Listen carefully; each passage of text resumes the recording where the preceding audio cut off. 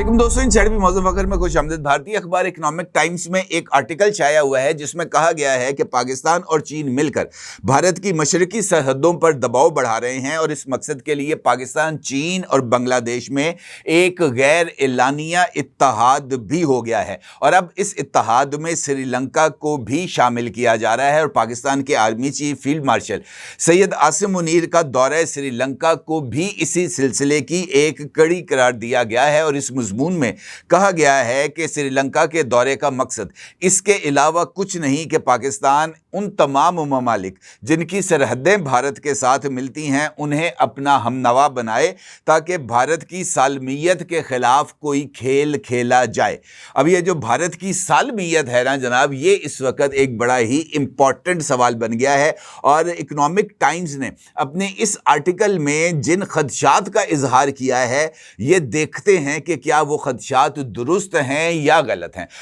मौजूदा सूरत हाल में इस वक्त इस रीजन के अंदर दो ऐसे मुल्क हैं जिनको भारत अपना दुश्मन तस्वुर करता है। पाकिस्तान तो उस लिस्ट में नंबर 1 पोजीशन पर है, जबकि दूसरा मुल्क है चीन। और चीन और पाकिस्तान की दोस्ती को भारत अपने लिए एक खतरा तस्वुर करता है और मुस्तकबिल के चैलेंजेस से निपटने के लिए भारत अपनी जो भी हिकमत अमली बनाता है, चाहे वो खारजा पॉलिसी के तहत हो या दिफाई नुक्ता नज़र से हो, ये इन दोनों ममालिक को मद्देनजर रख कर ही तश्कील दी जाती हैं। अब जो खिते के अंदर नई तब्दीलियां आ रही हैं जिसमें भारत की पॉकेट में से ईरान का निकलकर चीन और पाकिस्तान की पॉकेट में आना, ये एक ऐसी डेवलपमेंट है जिसके ऊपर खुद भारत में भी नरेंद्र मोदी की इस खारजा पॉलिसी के ऊपर शदीद तनकीद की जा रही है। भारत के मुख्तलिफ तज्जिया निगारों का यह कहना है कि भारत ने ईरान इसराइल जंग में बाज़ाब्ता तौर पर इसराइल का साथ देकर अपने एक बेहतरीन दोस्त जिसको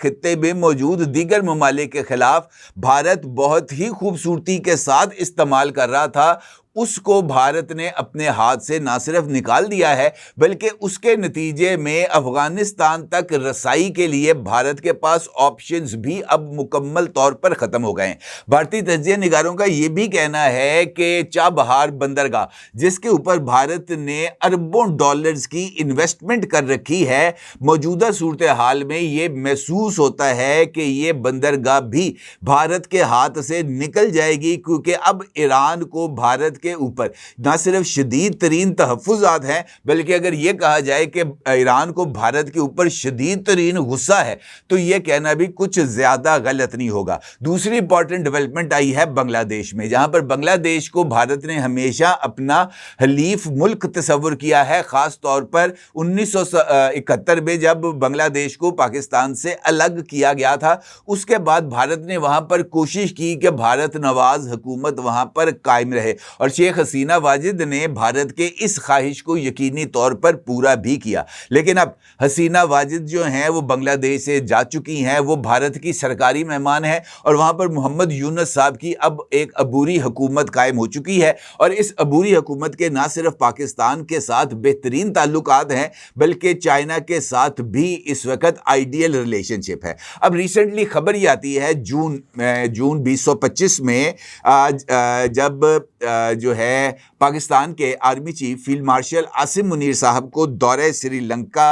की दावत मिलती है और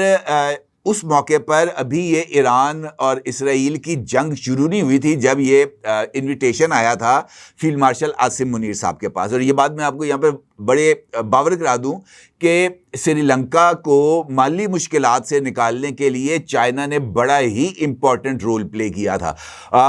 श्रीलंका में जब इनकलाब आया था और श्रीलंका जब डिफ़ॉल्ट हो गया था तो उसके बाद चाइना ही था जिसने श्रीलंका की एक पोर्ट को 99 साल की लीज पर लिया था और 99 साल की लीज पर लेने के बाद बांग्लादेश को मेरा ख्याल है 3 या 4 बिलियन डॉलर्स उन्होंने अदा किए थे, जिसके नतीजे में श्रीलंका एकदम से जो उसके ऊपर प्रेशर आ रहा था वो प्रेशर ना सिर्फ रिलीज़ हुआ बल्कि उसके नतीजे में श्रीलंका की इकॉनमी को अपने पैरों पर ज़रा खड़ा होने का या सांस लेने का मौका मिला। इसका मतलब ये है कि श्रीलंका के चीन के साथ इस वक्त ایک نہایت آئیڈیل تعلقات ہیں۔ اب اس آئیڈیل تعلقات کے تناظر میں پاکستان کے فیلڈ مارشل کا سری لنکا کا دورہ کرنا انفیکٹ آئی بروز ریز کرنے کے مترادف ہے بھارت کی جو اسٹیبلشمنٹ ہے اس کے، کیونکہ وہ یہ سمجھتے ہیں کہ فیلڈ مارشل کا یہ دورہ انفیکٹ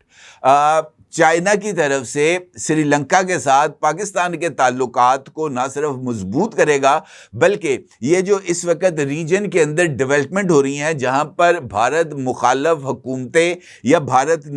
جو ہے وہ مخالف پالیسیز جو ہے وہ تیار کی جا رہی ہیں، اس میں اگر سری لنکا شامل ہو جائے گا تو آپ اندازہ لگائیں کہ ایسے 4 ممالک، ٹوٹل تو میرا خیال ہے کہ یہاں پر 2 اور ممالک بھی ہیں، 4 یعنی پاکستان، چائنا، سری لنکا اور بنگلہ دیش، اس کے ساتھ بھوٹان اور مالدیپ، یہ ایسے ممالک ہیں جن کے براہ راست بارڈرز جو ہیں وہ بھارت کے ساتھ لگتے ہیں۔ اب یہ جو دورہ ہے عاصم منیر صاحب کا، یہ اس موقع پر ہو رہا ہے جب نریندر مودی صاحب نے بھی اب سے کچھ دن کے بعد انہوں نے مالدیپ کا دورہ کرنا ہے، اور یہ جو پاکستان اور بھارت کے درمیان یہ جو 4 روزہ تنازع تھا، اس دوران مالدیپ اور بھوٹان دونوں نے بھارت کے جو ہے نا اس کے موقف کا ساتھ نہیں دیا تھا کہ پاکستان نے دہشت گردی کیا ہے پہلگام میں، اور یہ جو ہے اس کے برخلاف انہوں نے پاکستان کا ساتھ دیا تھا بھارت کا ساتھ دینے کی بجائے۔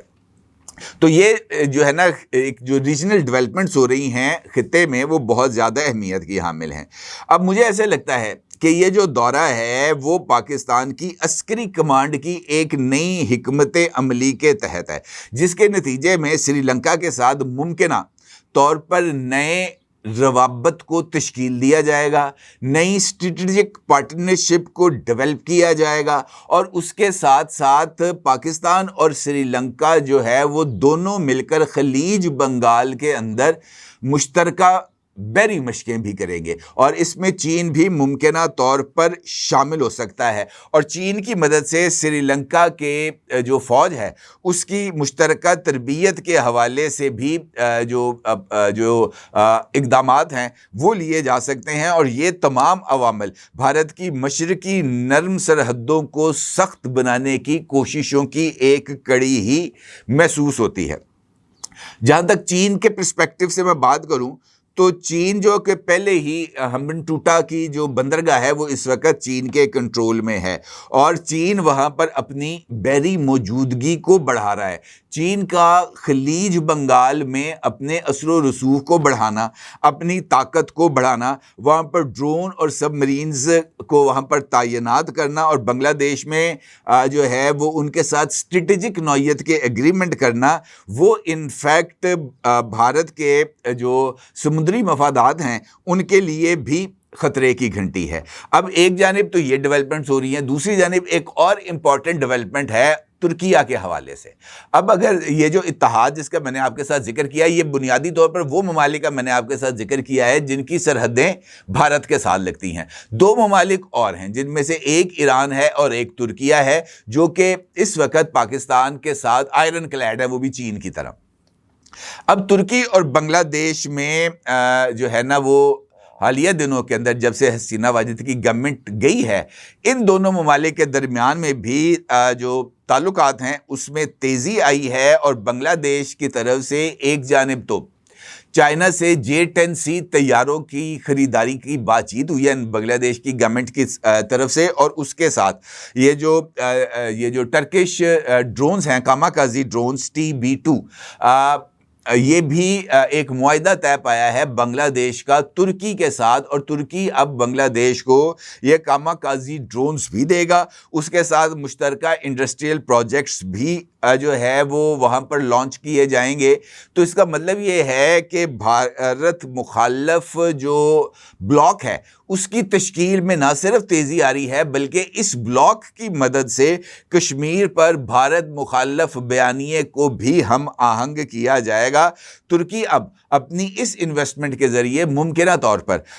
بنگلہ دیش کو بھارت سے دور کر کے اس کو ایک اگر میں آپ سے یہ کہوں کہ ترکی اب بنگلہ دیش میں انویسٹمنٹ کر کے ایک اسلامک اسٹریٹجک ڈیپتھ یعنی اسلامک تصویراتی گہرائی کی بنیاد رکھے گا تو یہ کہنا بھی کچھ زیادہ غلط نہیں ہوگا۔ اب حالیہ دنوں میں چین اور بھارت ان دونوں کے درمیان بھی تعلقات میں ذرا تناؤ آیا ہے، اور یہ تناؤ آیا ہے دلائی لاما کے ایشو پر۔ آپ کو پتہ ہے کہ تبت کے اوپر جو چین ہے وہ اس کو اپنا ایک حصہ تصور کرتا ہے، اور تبت آلموسٹ چین کے کنٹرول میں ہے، اور چین نے وہاں پر خاصی ڈیولپمنٹس بھی کی ہیں، اور تبت کو اپنا حصہ بنانے کے بعد چائنا کی یہ خواہش ہے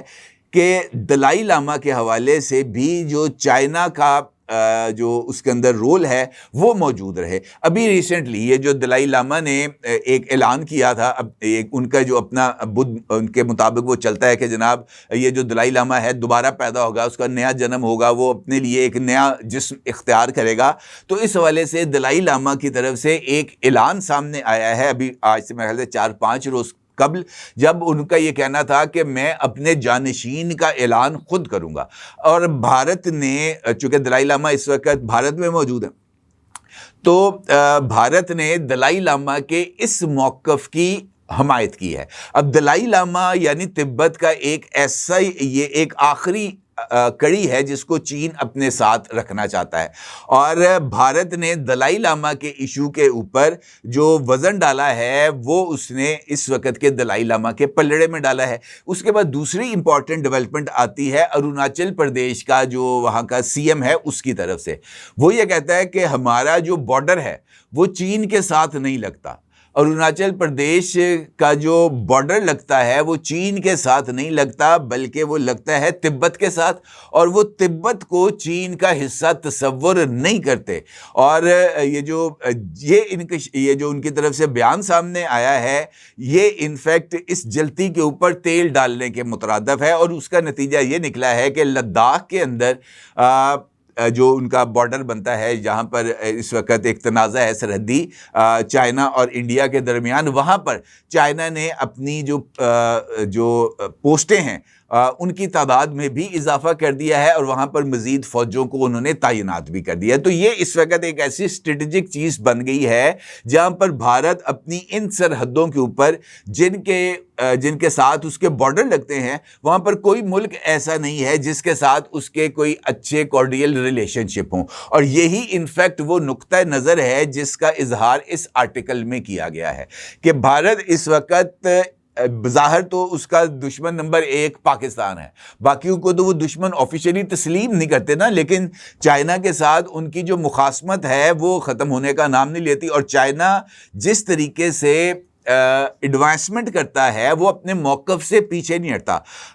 اس وقت بھی تائیوان کے ایشو کو لے کر چائنا اور امریکہ کے درمیان شدید تناؤ اس وقت موجود ہے، اور اس تناؤ کے باوجود بھی چین نے اپنی جو پریزنس ہے اس ریجن کے اندر، ہانگ کانگ کے اندر، اس نے اپنا بیڑا کھڑا کر دیا ہے، جس کے بارے میں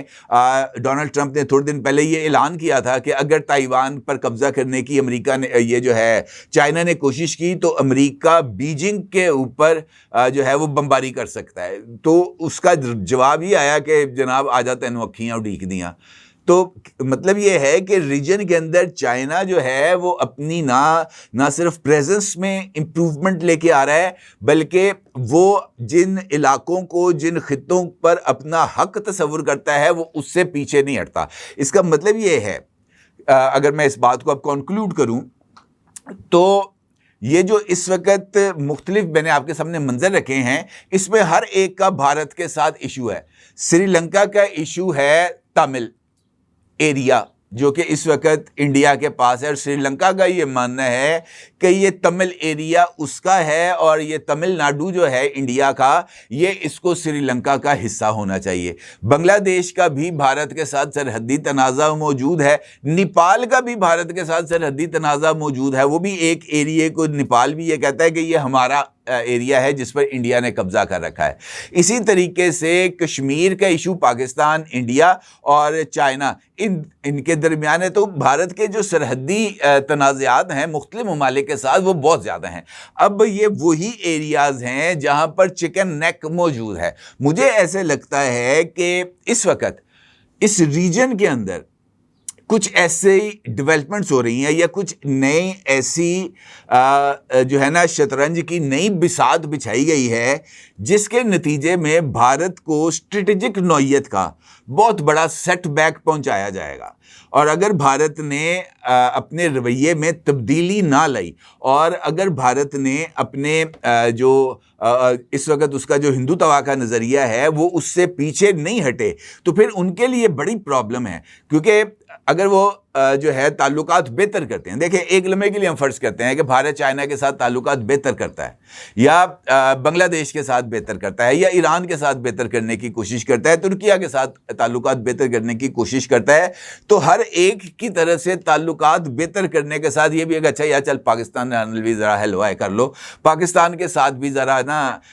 ये जो एक्सचेंज ऑफ व्यूज़ हैं आपके वो होने चाहिए, आपके डिफरेंसेस कम होने चाहिए। तो अल्टीमेटली चाइना के साथ गुफ्तगू हो, बांग्लादेश के साथ हो, तुर्किया के साथ हो, ईरान के साथ हो, इंडिया की, पाकिस्तान उसके अंदर जो है ना वो सेंट्रल पोजीशन के ऊपर होगा। किसी जगह पर बातचीत करने का नतीजा ये निकलेगा कि भारत के ऊपर दबाव आएगा कि पाकिस्तान के साथ भी आपको अपने ताल्लुकात को नॉर्मलाइज करना है। और पाकिस्तान के साथ ताल्लुकात को नॉर्मलाइज करना इस वक्त नरेंद्र मोदी की सियासी मौत है। और नरेंद्र मोदी को इस बात का बखूबी अंदाज़ा है कि पाकिस्तान के साथ ताल्लुकात को नॉर्मलाइज करने का नतीजा ये होगा कि वो हिंदुत्व की आइडियोलॉजी जिसके बेस के ऊपर उसने अब तक भारत पर हुकूमत की है वो आइडियोलॉजी उसके हाथ से निकल जाएगी। और वो आइडियोलॉजी उसके हाथ से निकलने का मतलब ये होगा कि उसके लिए